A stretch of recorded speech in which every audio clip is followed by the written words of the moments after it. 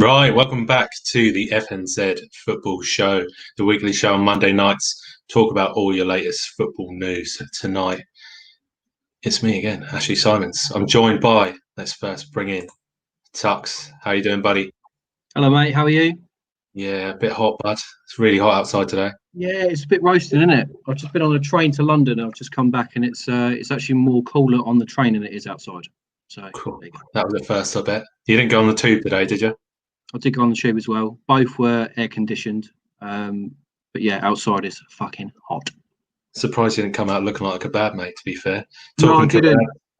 Dan Allen's on here tonight. How you doing, mate? Not too bad, mate. Not too bad. Yeah, Hot, where mate. are you, mate? Like, Water front, yeah, to get a bit of air, mate. oh, yeah? Have sort of sauna, so I thought I'd get out. Yeah. Well, understandable as any. And obviously, you're a newcomer to the show tonight, so baptism into the show, buddy. But we've also got Jordan. Jordan, how are you doing, mate? Gents, how are we? All right? Yeah, not too bad. Not too bad. Looking forward to tonight.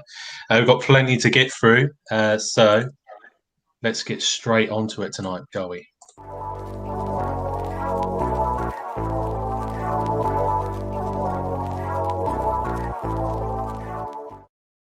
So, boys, last week you would have probably seen the return of Champions League football, and the headline, obviously, today is Man City versus Real Madrid. City advanced to the Champions League quarter-finals. I mean, I don't know if this is the first time City have actually been there, but done really well to beat Real Madrid. But not without a little bit of a helping hand. Obviously, Rafael Varane's poor defending ensured City won the second leg in the last 16 round with a 2-1 win on aggregate. It was 4-2. Obviously, 2-1 win in both legs. Zinedine Zidane has knocked out the Champions League for the first time as a player or manager since Arsenal beat Real Madrid 1-0 on aggregate in 2006. So, boys, my first question is, do City look like the side that could finally make it to the Champions League final? Let's start with you, DA, mate. I know you like your Champions League. I know you like to put a bet on. What did you make of City this evening? They were good the other night. Madrid sort of given them a good game at times, but with the City squad they've got now, Phil Foden starting a lot more games. They made a big decision the other night to start him ahead of Silva and Bernardo Silva. And they've got some good players. Whether or not Aguero missing, they sort of regress, might be a big blow, but they've got Jesus there. They've got Raheem Sterling scoring goals. They've got Jesus, yeah. He moves, walk from water, that bloke, doesn't he? Yeah, got some good players there, and they've got Leon next round, which will be a tough game for them. But it's the semi-final, which is probably going to be the decisive moment for them, really. If they obviously Barcelona or Juve, so who wins that one? It's going to be a interesting game, to be honest. So, George, do you think Leon would be a tougher opponent than Real Madrid for Man City in the next round? I think if I was Man City and I was Pep Guardiola, and you look at who you normally play in a semi-final of a Champions League, of a European Cup, with the best players in the world, it's no disrespect to Leon, but I think they'll take Leon every day, wouldn't they? I mean, let's be fair. I know they say, well, sometimes you can't get up for it, so on and so on. But for me, if I was manager of Man City, they've been very comfortable up until this time, because obviously the Premier League was gone ages ago, weren't it? They've had many a times to try stuff out, etc. And although Varane had a stinker the other night, I do believe Man City have got enough to win it. I believe so anyway. Guardiola's full focus on it, innit? There's no games in between now. Full focus on it. Going to go for it. I think, can they win it? Yeah, of course they can. Will they? Remains to be seen. Yeah, that's good, mate. City bringing in young, hungry players of late, whilst the likes of Silva played his last game for the club against Real Madrid. Has Pep got the right mixture of players going forward, Tux? Yeah, I think obviously Silva going will obviously give the chance for players like Phil Foden. Since he's come to the fore, he's been very good. I expect big things of him next season. But I think Silva will be a miss purely because of his class. He's obviously been there for a while. The reason why he's been there for a while is because he's the player who he is. So if Foden can step into his footsteps, it'll be good for City. Obviously, they're bringing in the likes of Nathan Ake. I think 49 million it was over the last week. that's a good sign at the back. So what does that mean for players like John Stone, DA? I think his days are numbered there. I think there's talk of him going to Tottenham in the summer, and Everton have been linked with him as well. So I can't see him. But so you look at City, that defensively, that is probably their weakness, really. What they've got, the Spanish lads might be leaving as well, and he's not signed a new contract the other day, that Garcia. Yeah. So you think they lose him. They've obviously got no backup there, and they've obviously had Fernandinho playing this season as well. And injuries of when that's sort of the wrong time is what's costing really. When they start the season losing players, the port been up for so long as well. So you just worry about the City defensively going forward. But Ake is a very good signing for him, really. 100%. 40 million, really. Well, if we look at the other side of the camp, Real Madrid obviously out of the Champions League. Was it La Decima, weren't it, last season? The 10th, kind of Champions League on the trot, something like, well, win or where it was. But in terms of the players that were available, Gareth Bale, he's always fit. Why is he not being selected? Playing golf. He's playing golf, mate. Most overplayed golfer on the planet, isn't he? Is he going to be a professional golfer, do you reckon? Yeah. Well, I don't know what his handicap's like, but at the end of the day, it's just a bit of a piss take, really, isn't it? You go and play for a club like Real Madrid.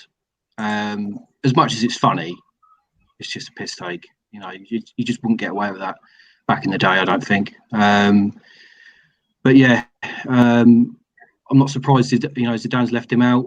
Whether he wants to play, whether Bale wants to play or not, is the question. But I think Zidane is sort of managing it fairly well. There's not a lot he can really do. But yeah, piss take really. To be honest, Gareth Bale. You talk about Gareth Bale. He's a player who is won a Copa del Rey final for Real Madrid. He's single-handedly won a Champions League final for Real Madrid against Liverpool. Surely the guy deserves some credit, but he's just never had it at Real Madrid, has he? I mean, the players aren't bigger than the club at the end of the day. Whether it's Ronaldo, Bale, Messi, whoever, no player is bigger than the club. I know Ronaldo and Messi are the best players on the planet. Which one's the best? We can sit here all day long and go through that. But at the end of the day, no club is bigger than a player. Simple as that. Yeah, completely agree. Right then, boys.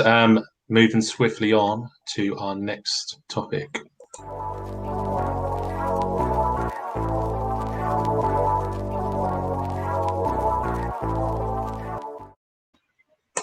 So yeah, today, boys, we need to discuss the EPL Salary Cap. Now, not a lot of people might, know what this actually has effect on, but the EPL Salary Cap comes into effect immediately and covers wages, image rights, bonuses, taxes, and agents' fees.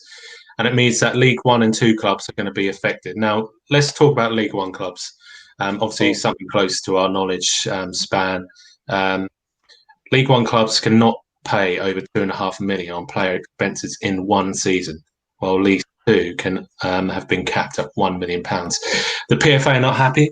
They've gone to the Court of Arbitration and approached them on the subject.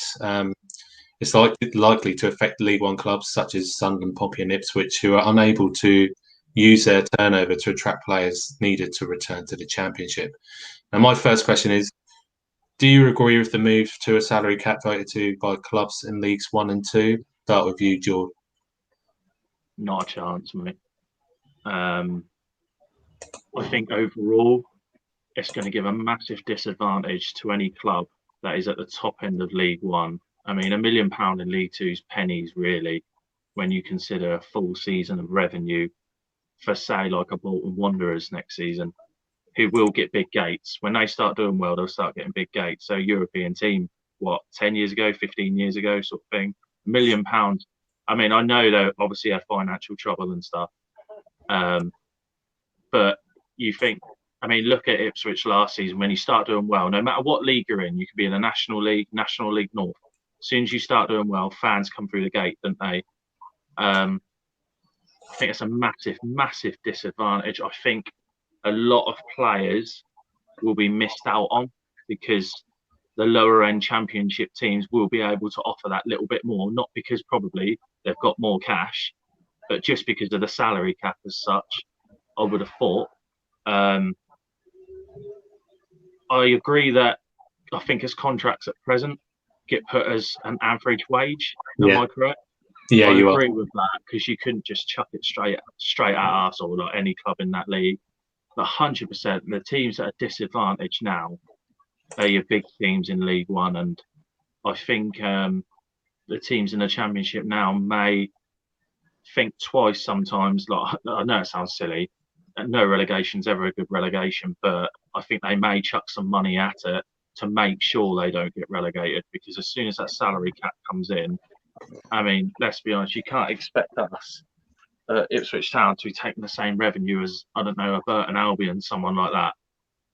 And at the end of the day, I'm not saying you build your own club, but each revenue is different, and 100% the bigger clubs are at a massive, massive disadvantage now. And I truly believe you could see like a Bristol Rovers maybe go up this season, someone like that. They've made some shrewd signings already, and because it's so much more of a level playing field, I think more so in maybe 2 or 3 years' time, when the contracts slowly run out of the average wage ones.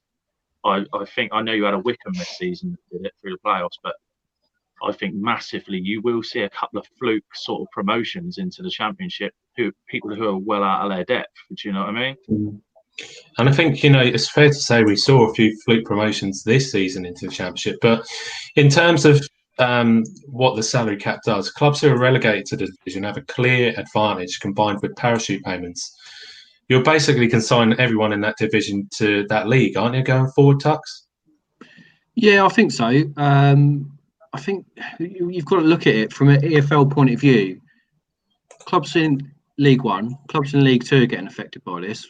But the Championship not part of the EFL now, then? That's the thing. The big wages are coming from the Premier League, and those teams that are getting relegated from the Premier League then obviously fall into the Championship. So these players are still getting paid, Premiership wages at the end of the day. So why is the Championship not being, affected with that as well? Because if anything, they're the worse for it in a way. So that would be my argument: is the Championship and why they're not getting pulled on it. Would you not say money talks though? Because obviously with the season we've just had, obviously the Championship played on, didn't it?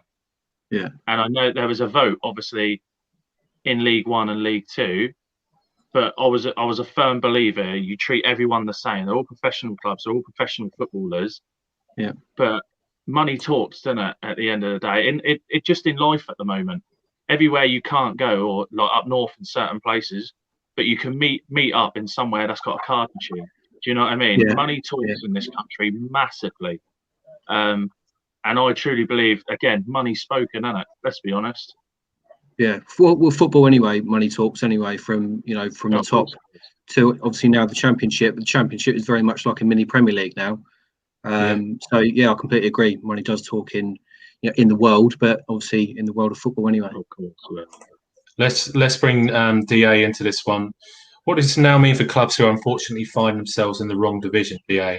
Is it a case of shit, here we are, or actually, do you know what we can make of this position? Can we actually do something now? Can we use that money elsewhere and improve our club? It's probably going to look more clubs using the academy players a lot more now, aren't they? That's what it's going to have to be. But you look at the League One next season, there's so many big clubs in there, and sort of how many years it took Charlton to get out there once before, and they were sort of chucking money at it. Sheffield United were chucking money at it. It doesn't always work, but it's now not even the option now to try and get out that way. You're going to have to try and be more innovative and sort of do it through your academy. Obviously, at Ipswich, we've got some good young players coming through, which now get a chance probably the next sort of year or two now.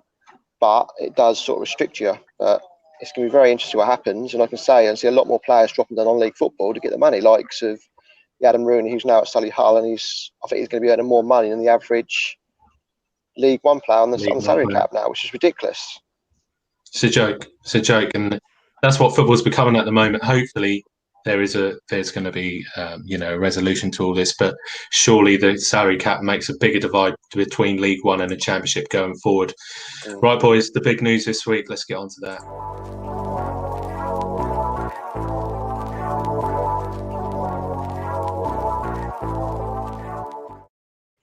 Right, we talked about it last week, and it's still on the tongue of every news reporter at the moment. It's the decision. Jadon Sancho. His decision is final. Sancho to stay put at Dortmund. So England forward Jadon Sancho will remain a Borussia Dortmund player next season, says club sporting director Michael Zorc. Zorc said, "We plan on having Jadon Sancho in our team this season. The decision is final." I think that answers all the questions. Still only 20 years old, 34 goals in 99 appearances for Dortmund. Personally, I think it's time for Sancho to stay at Dortmund and thrive playing consistently in the Bundesliga and the Champions League. But let's start with you, Jordan, on this one. Could it be detrimental to his playing career staying in Germany?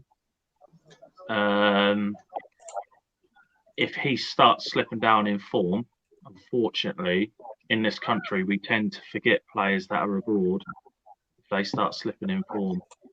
Should he come back to England? I don't know. Hindsight's a wonderful thing, and it seems to be that players rocket in England if they have good performances. Look at your Marcus Rashford, who probably 4 years ago was a bit of a nobody sort of thing. Should he have gone to United? I'm not sure. Obviously, we don't know the ins and outs of it. United, from what I hear, weren't prepared to pay certain things, and a lot of Man United fans were kind of happy about that because they didn't feel like they had their pants pulled down for once. But I just feel if you're going to pay 80 million quid for Harry Maguire and however much they pay for Paul Pogba, I don't know. I just felt Jadon Sancho at the age of 20, is he 20, 19, 20? 20 years old. You were getting a full international who can change a game, as we well know. I just thought with that sort of money, say it was 100 million quid, I'm hearing that's the price band at about 150 even. I feel like you're getting 10 plus years of a world class player who's only going to get better, and he's only going to get better. He's a game changer, and probably with the market how it goes, and every year these transfer fees seem to go up and up and up, would only improve in revenue and how he's worth, sort of thing. Do I feel him staying at Dortmund will affect him massively? No, not really. I think he seems quite an intelligent young lad, sort of thing. I don't know about his dress sense, if I'm honest with you. I've seen him in the interview and a lot. But, yeah, do you know what I mean? He seems like a bright lad, and I do see him leaving Dortmund one day. Is it yet? I'm not sure. I think that's a fair assessment. I mean, DA, will United turn their attention elsewhere, or do you think their pursuit of Sancho was greedy in the first place? It's hard to say. When you look at what they've got anyway up front now, they've got lots of Greenwood. How would it have affected him if Sancho had gone in? Would he have sort of dropped in the pecking order? So, sort of brought him on this season. That would have been a bit of a setback for him, really, to be honest. Especially with the Euros next summer, which he's probably a very good chance of going to. But I think United have got more bigger priorities as well than sort of going forward. They're scoring goals. But not City defensively, they've always had a bit of a problem there as well. Maguire's okay, but it's no one alongside him. So perhaps strength of midfield, strength of defence, and obviously the goalkeeper situation. What are they going to do with that as well? They've got three good goalkeepers there next season. So, I mean, I'm no United fan, but I'd love to see, the likes of, Rashford and Greenwood thrive in those positions. They're England players at the end of the day. They're going to go somewhere, aren't they? You need to be playing those players. And arguably you deny that Sancho is another England talent that's coming through, but you're paying 100 million for him when next year you could get him for nothing. Depending on whether he signs a new contract or not. It's highly unlikely he's ever going to leave Dortmund for no money. They're going to want to cash in on a player like that. But in terms of where United are now, do they need another player? I don't know. Like you say, the goalkeeper situation is an interesting one as well. Dean Henderson would get the nod over De Gea next season for me at the start. Give him a chance. But what do we know anyway? In terms of Sancho staying at Dortmund, then Tux, Sancho staying will surely have a positive impact on Jude Bellingham, won't it? After his transfer from Birmingham City. Yeah, obviously they're both English, so Bellingham might go on to have a future England career. Depends how well he does for Dortmund, I suppose. But yeah, I think the Sancho situation has rumbled on far too long. And this decision that's come out recently, hopefully that's just going to be the end of it. put it to bed. But yeah, I think I said last week Sancho wasn't really a United fit. I don't think. Again, with the Greenwood and young players coming through, I don't think they need Sancho. So I think he's better off staying at Dortmund.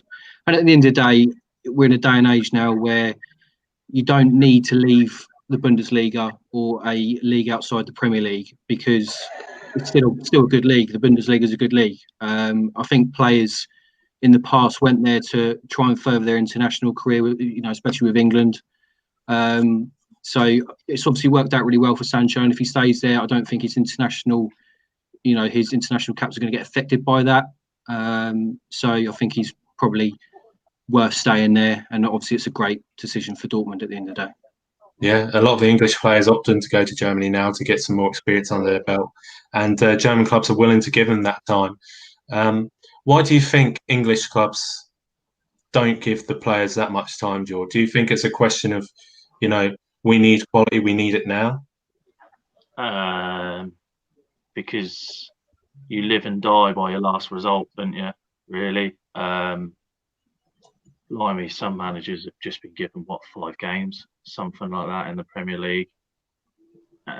It's hard, really, and as fans, we've been there. Do you know what I mean? One week you're waxing lyrical about a player, the next he's had an absolute stinker and you're hammering him. Do you know what I mean?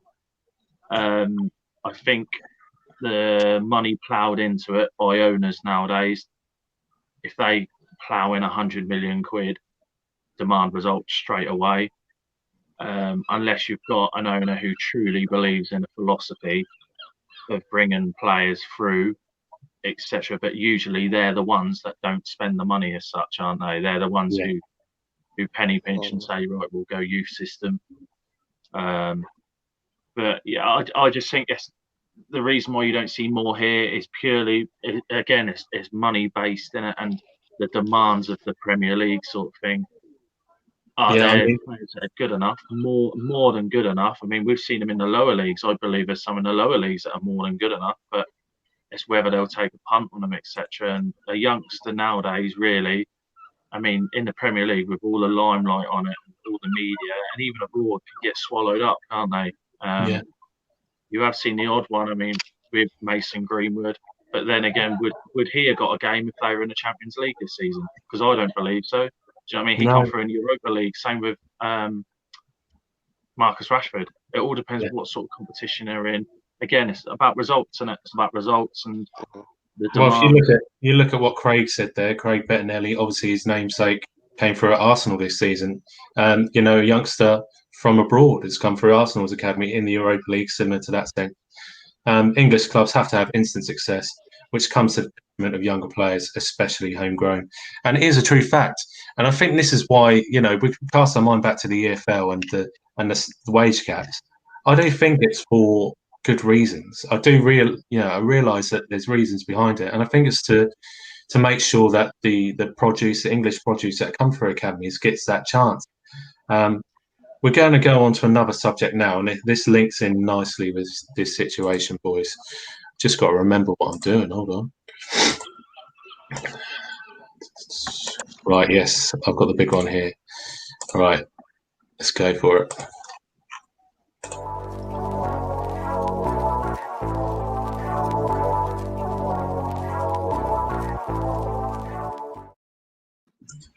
Right, so I've been seeing a lot about this club this week, a club who just missed out on promotion at the hands of Fulham last week in the playoff finals.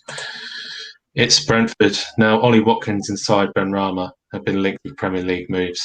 Obviously, they lost 1-0 in the playoff final, and was it 1-0 or 2-0? Sorry. 2-1.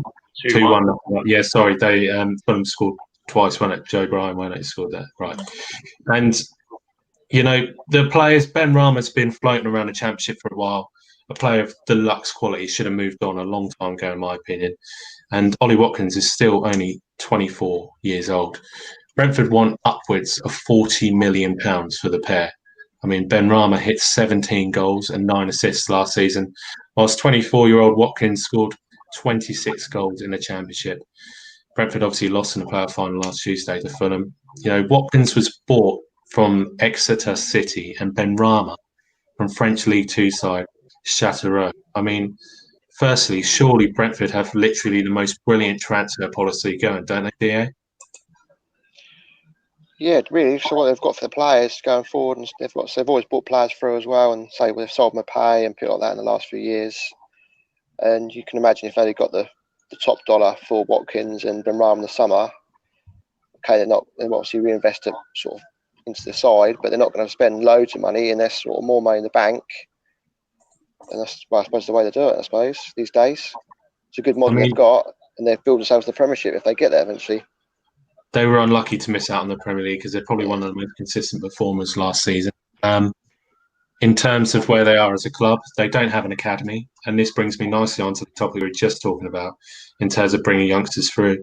They opt not to bring youngsters through because of the cost, but they, you know, put their money into players that can prove themselves at championship level.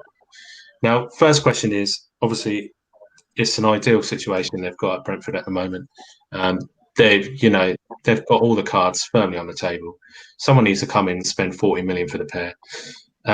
Tux, Brentford, you know, what are your opinions of them as a club? I think they're a well-run club. I think they are one of the clubs that obviously don't utilise the youth policy, and obviously get the players coming in from lower leagues, which obviously works for them. I think it works well for certain clubs, particularly in sort of like London areas. But again, you know, the academy can produce good players at the end of the day, and then sell them on for a good fee. So it swings and roundabouts, but I think Brentford as a club, they are well run. They've, you know, last couple of seasons particularly, they've been around the playoffs, and they've sort of gone from sort of strength to strength really. So it was a shame that they couldn't, you know, get over the line and get to the Premier League. I think towards the end they sort of bottled it really with their results. But again, I said last week I thought Fulham just had enough, so I think they were sort of deserving winners in the end, really. But yeah, I mean, we both picked Fulham to win in the final, didn't we? Purely because they just seemed to have it going in there, and Brentford had been a bit sticky going into the final few games. But no reason as to why they shouldn't have been promoted. They've got some really good players there. I mean, look at the players that they've had come through the door recently, those that they've sold. I mean, Ezri Konsa went to Villa for good money. Chris Meppen went to Bournemouth for good money. Mopé went to Brighton. You know, Lasse Vibe, Harley Dean. You know, some of these players they're making money that the club can rely on that season. I mean, they've just had a new stadium built. I mean, the only way is up for Brentford, surely. Wouldn't you agree, George? Yeah. I mean, really, first of all, what an away day that is, eh? They're old. Well, now they're old. Yeah. What an away day! Little shed in the away end and all that. That's what football's all about. But yeah, moving on to these two. At Griffin Park, that's the only time I've never watched an entire game because I couldn't see them. I know, mate. It's just crazy. It's probably one of the only grounds, that and Yeovil, where you could actually like fully touch the net and everything. Do you know what I mean? But yeah, moving forward with these two, with Ollie Watkins, obviously, I think it's like £18 million. They're saying is his release clause. He's a Southwest lad, very good player, knows where the net is. As for Side Benrahma, I mean, he speaks for himself, doesn't he? You just got to watch the lad. It just oozes quality, oozes class. The only reason why maybe that these two won't get a move as such is that it's going to be teams like a Villa, who I've seen linked with the pair of them. They're not going to move. I can't see him getting a top 10 move in the Premier League, if I'm honest with you, because it's just too much of a gamble. They seem like a Villa sort of signing. Do you know what I mean? I know that sounds silly. Villa love picking up a player from the Championship who's done well. I think they're very, very good players. They're not proven in the Premier League yet as such. But moving on to Brentford as a whole, I mean, they're an incredible club. And from where they've come from to where they are now, new stadium, etc., etc. Just a little thing. I spoke to Paul Hurst when he was in charge of Ipswich, quite in depth. We just played Brentford midweek and we drew 1-1 at Portman Road. And I had a visit up to the training ground on the Friday, I think it was. And he said something silly to me after speaking to the manager. Like, he said there's only about 4 European countries that they haven't actually got a scout in, like based in. And they pay heavy for the scouting, and but some of them are just like part-time scouts, etc. And as soon as they see a player at a lower level excelling, they'll send someone along to see what can we do, how are they, that sort of thing. I mean, it's incredible, really. I mean, that's obviously the way forward, isn't it? For some clubs, if they with no youth academy, it's definitely the way to make money. You can't deny that. Yeah, I completely agree. DA, in terms of what Brentford do, they've ditched their academy. Why aren't more clubs not doing that? I mean, is it something that most clubs have to keep because that's how, how their club was built, how their history, moves the club forward? It's a hard one, really, because I say some clubs are still sort of trying to use the academy. Some are upgrading. I think I saw Fleetwood the other day are upgrading their academy. So they're still seen as very vital to their development. But like I say, for Brentford, if their model is to go and get players on the cheap and then for the lower leagues and from Europe or anything like that, and then develop them, albeit there's different ways to do it these days. You can sort of do it for your own way, but with the costs these days, moral costs, academies are going to cost you a lot of money, especially when you get to the best level now, sort of the category A's and the B's. So if you can do it another way, why not do it that way? Yeah, completely agree. In terms of Brentford, then, do you reckon they can get promotion next season? I mean, they're favourites, Championship favourites, tucked 6-1. They are to go up next season. But if they sold the likes of Ollie Watkins and Saïd Benrahma, then surely they'll be looking at some kind of different approach to the Premier League playoffs. Maybe again. I mean, in terms of how they do it, they seem to replace these players so quickly. I mean, no other club is really doing what Brentford are doing in terms of behind the closed doors and what they're doing on pitch. But if they were to lose their players, would they replace them as quickly? I mean, players like Jay Da Silva, 20 years old, he scored 11 goals for them this season. He could come into that fold. He could be the next Benrahma. But have they got enough in their locker to keep performing should they lose those players? I think one thing you can guarantee with Brentford is if they do sell these two, the reinvestment will be in that squad. It won't go in, someone's back pocket or somewhere else. Some of it might go on a new stadium, but it will get reinvested, I think, partly into the squad. And that's not where you see a lot of that money going into Championship clubs sometimes. So it's good for them. And I must say as well, with what Jordan was saying about Aston Villa, them two potentially going to Aston Villa, I can actually see him playing for West Ham as well, because they're a sort of club that will probably go and sign Championship player. You look at someone like Antonio, who they signed, I think it was from Forest at the time when they signed him, and he was unreal for them. So he's the sort of mould that what these two have been for Brentford. So if they can go and sign for a West Ham or an Aston Villa, and then Brentford get that money for it, then I think they're just going to reinvest that money and, reap the rewards, basically. Yeah, 100%. Right, in terms of talking about clubs with, Premier League signings, once again, we need to look at the boys up north, the ones that we all love to hate. It's Leeds United. Now, let me just change the colour scheme on that because that looks a bit dodgy, don't it? What should we go for? A bit of the old yellow and white, shall we? Yellow and black, that'll do, won't it? Right, Leeds United, Ben White. They're chasing the boy that, played so consistently for him last season. But, he's a Brighton boy. He's, on loan from Brighton. He's obviously gone back to the club. It's highly unlikely Brighton are going to let go of him. If we look at the news today, it says Graham Potter plans to start Ben White next season for Brighton and has consistently maintained he does not want to see the 22-year-old leave. Shane Duffy, however, is leaving. He's set to move on, with talks being held between the Seagulls and West Brom over a possible transfer this summer. Let's start with this question then, and this is open to the floor, boys. Is anyone surprised by Leeds' lack of investment so far?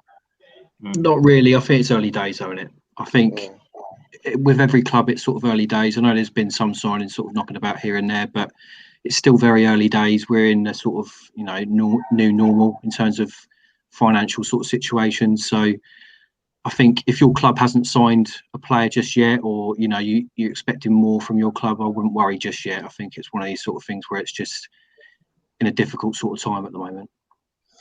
But Tux, I'd have to disagree there, mate. Leeds know they've been going up for how long? Was the recruitment not in place? Do Leeds need players to go up? Look at their striking options, for example. Patrick Bamford, he's no bloody Maradona. He's not going to score you goals, is he? He's not going to lead the side. He's played in the Premier League before, and he's come up trumps. He's done nothing. Leeds have got a young, exciting side in places. You look at Pablo Hernandez, is another player who's getting on a bit in terms of football and quality, but still he delivers. But they've got to bring in players of similar ilk, just like we're talking about Brentford there. Brentford always got a backup. Leeds need to have those players going into the Premier League, don't they? They do, but I think it's just what the situation is at the moment, and I don't think I think early sort of season last season or previous season, you're seeing loads of players getting signed by now. I think it is just purely because of what we are in at the moment. It's affecting football. Money is in the game. It always will be. But, I think there's other things that clubs are focusing on at the moment, whether it be redundancies for, staff or whatever else, But it's a tricky time. And, Leeds do need to strengthen their squad. Any club that is getting promoted from the Championship needs to strengthen their squad, even if it's, a few half-decent signings. I don't believe in, the whole squad needs a rebuild, because it certainly doesn't, because they've got some good players. But if you can improve that spine of the team, especially Bamford, who I don't think is a Premier League quality player at all, but they certainly need a good striker that's going to try and bang in the goals. But every club wants a striker like that, so they're few and far between, unfortunately. I mean, let's look at a prime example of what not to do. DA, the budgies went up last season, absolutely bounced Leeds at Elland Road, made them look shit. Got promoted and spent £1 million. I think £1.5 million on players. That's all they spent. They were going to get battered week in, week out, weren't they? They were going to come down. I don't expect Leeds to be that club also, but surely, the Premier League is going to be starting in what, 2 or 3 weeks, boys? It's not far away, is it? True. Really. It's we need to be having players coming through the doors now, don't we? Yes and no. I think it's just what it is at the moment. But yeah, clubs do need to improve on what they have, and with regards to Norwich, that's just their business. I think the way they do things, they're a bit of a yo-yo club, a little bit like West Brom. But the difference with Leeds is I think they are just going to give it a go. They are just going to give it a go because they're a big club. Norwich aren't a big club at the end of the day. So some of the names that Leeds got linked with were the day they went up. No joke. I opened the Sun newspaper and I saw Cavani, and I was bloody hell, man. They're just going up and they're signing your Ben Ramas and your Ollie Watkins, and then there's going up and getting linked with Cavani and Zlatan and bloody yeah. I mean, if anyone's going to do it, it's going to be Bielsa. If someone gets someone like Cavani, it's going to be Bielsa that gets. I agree. Just how often do you see a team promoted from the Championship, and you open a newspaper and see Cavani? And he was in a Leeds kit as well. That was the worst thing. Yeah. Not actually, but you know what I mean. A Photoshop one, but. I mean, I saw they signed someone today, a young lad from Wigan, maybe. I might be wrong. But I just thought that Leeds might have had a bit of a better plan than this. With the squad that they've got, they won't stay up with that squad. Like Ash said earlier, Pablo Hernandez is so aging. You ain't going to be able to play him Tuesday, Saturday anymore, I don't believe. I think the goalkeeping situation is a massive situation they've got. Their goalkeeper, the one from Madrid, but I absolutely toilet. I really do. For a bloke that, I watched the Leeds documentary on Amazon Prime, and I think he's got a clause in his contract where he matches the highest earner as well. And he come in there and he was showing off his 3 Champions League medals and all this lot for sitting on the bench.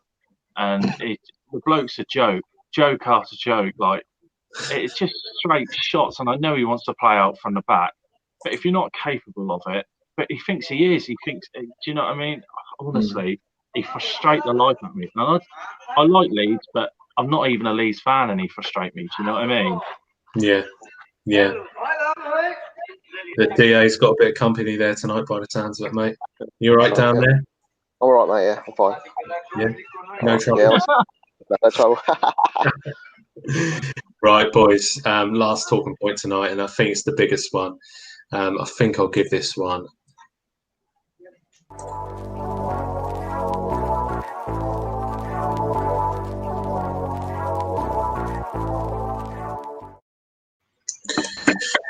Well, I've been seeing a lot about players moving on this week, and we've just had the FA Cup final. That's taken place last week.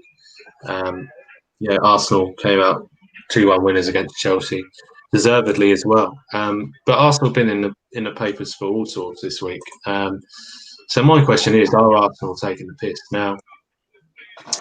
The Gunners are closing in on the free transfer of William to Chelsea, which we all know about. He's said to be having his medical today and will be reportedly on 100 grand a week. Maybe pennies to some Premier League clubs. But Arsenal also revealed just last week that they plan to make 55 staff redundant because of the coronavirus pandemic, namely blaming the coronavirus for not being able to pay these staff. This is in light of the Gunners' first team players and head coach Mikel Arteta already agreeing 12.5% pay cut in April.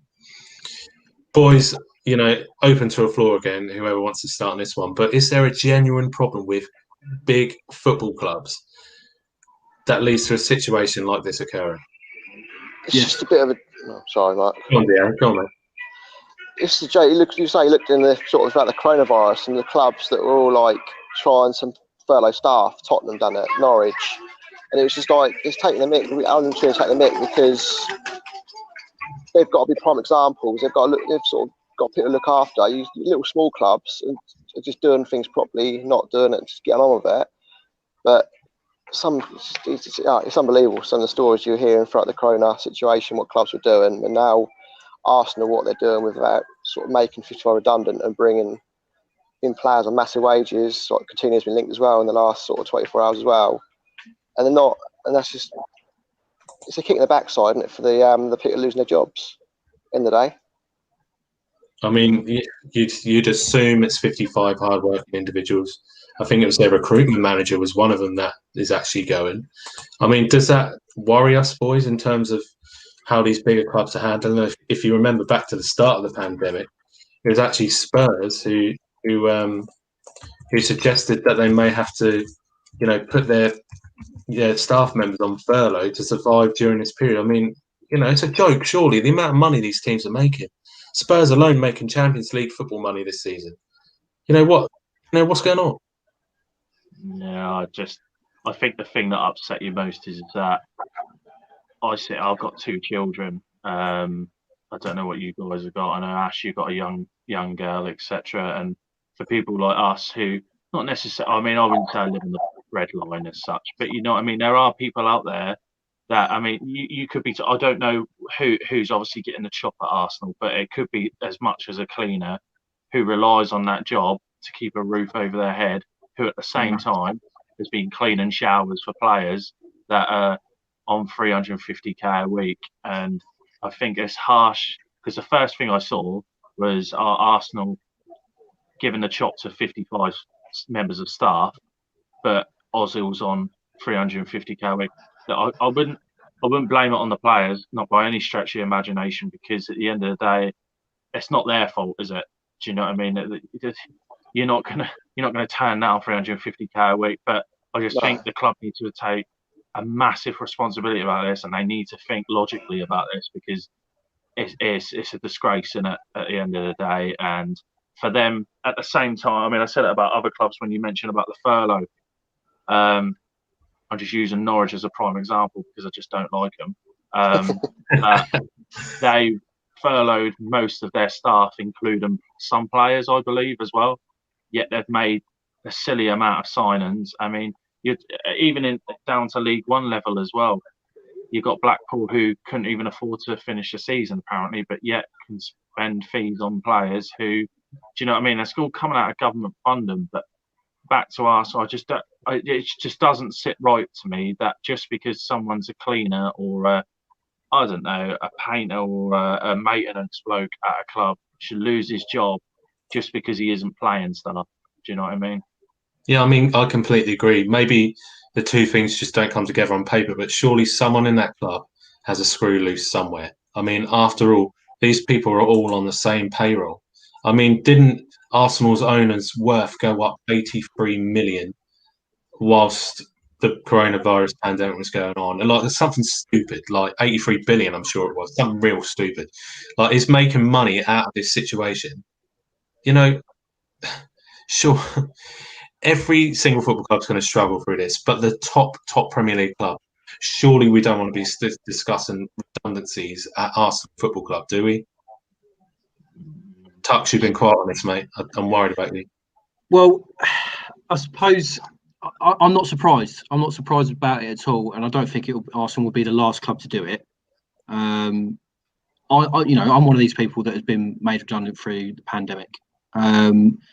But at the same time, football is the money comes on the pitch. It's where it's made. I know, like, these owners are self-made millionaires or billionaires, whatever you want to call it, but the money is made on the pitch. Do they justify the 100 grand a week? Of course they don't. But it's one of these sort of things where the club can only grow on the pitch, and unfortunately, those 55 people that have been made redundant are going to be people that have worked in the club shop, a cleaner, and all that sort of stuff. So that's not where the money is for Arsenal. And I don't think they'll be saving a great deal, to be perfectly honest, with that wage they're getting off the bill. But yeah, I'm not surprised. Are we assuming that those 55 people are going to be paid, as a whole, as a cumulative, less than Willian is per week? We are assuming, aren't we? No. We could say Arsenal's head of recruitment could be on 50k a week, for example. We just don't know. We just don't know how it works. So, yes, we are. We found Cesc Fabregas as well, the likes of Cesc Fabregas. Yeah, well, this is another funny topic because Arsenal ditched their youth system, the way that they recruit players. So now they've ditched the people that go along with that. You may say that's a bit funny, but if you look at the kind of players they've brought in over the last season, you'd argue that they're probably going in a different direction now and that it is working out for them. The FA Cup win is, a sacrifice they had to make so they could get European football next season. But you'd like to see Arsenal push on next season. Can they do it? It's another question. I don't know. Right, boys, let's just take a quick break on this one. Bear with us. Listen up, lads. Are you madly searching for the next best podcast? Join Ash, Armchair, Tux and Bex for the FNZ 90+3 podcast as they speak to former professionals about their careers in football. Available to watch on YouTube or listen to on Spotify and Apple Podcasts. Join the lads every Sunday from 8 p.m. So, everyone loves a good plug, though, don't they? They love a good plug. Yeah, what a plug. Put it in the electric, mate, turn it on, and that's a plug. You've got it. In terms of, the FNZ 90+3 podcast, every Sunday, available to listen to on Spotify, watch on YouTube. It's going really well. Tux at the moment. Who did we have on last week? I forget now. But Gavin Peacock, weren't it? We had Gavin Peacock on last week, former Chelsea, QPR, Newcastle. He had a good chat with him. Great bloke, weren't he? Great bloke. And he's a pastor in Canada now, isn't he? Yeah, he lives in Canada and he's a preacher of the gods. So yeah. I mean, he's in terms of footballers going on to do different things. We've spoken to a host of different footballers, and their careers seem to deviate into to all kinds of climbs. But Tux, we've dealt with some. You've been dealing with recruitment, and at times it felt kind of found it difficult to find those players. But I think we should let people know why. Tux, you've found a whole host of players, but the problem is you don't check their criminal record before you speak to them.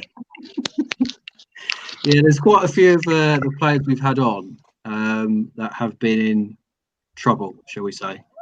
But you can never judge a book by its cover. So we've had them on, and they've provided some good stories. To be fair to them, Whether that cover is the Sun or the Daily Mail, mate, you're definitely running along the wrong lines here. Yeah. But in terms of that, we've got some good guests coming up. I gave a little Easter egg in that what do you call it, advert there. Obviously, we've got Liam Ridgewell coming up in a couple of weeks. Got some good players, some good international players, some who've played in a European semi-final as well, European Cup. It's ridiculous the amount of players that we've had on. But yeah, all the episodes are pre-recorded now. We've done them during the coronavirus pandemic. And obviously now we're moving on to the live show. So take a look at the FNZ 90+3 podcast. That's live for you every Sunday from 8 p.m.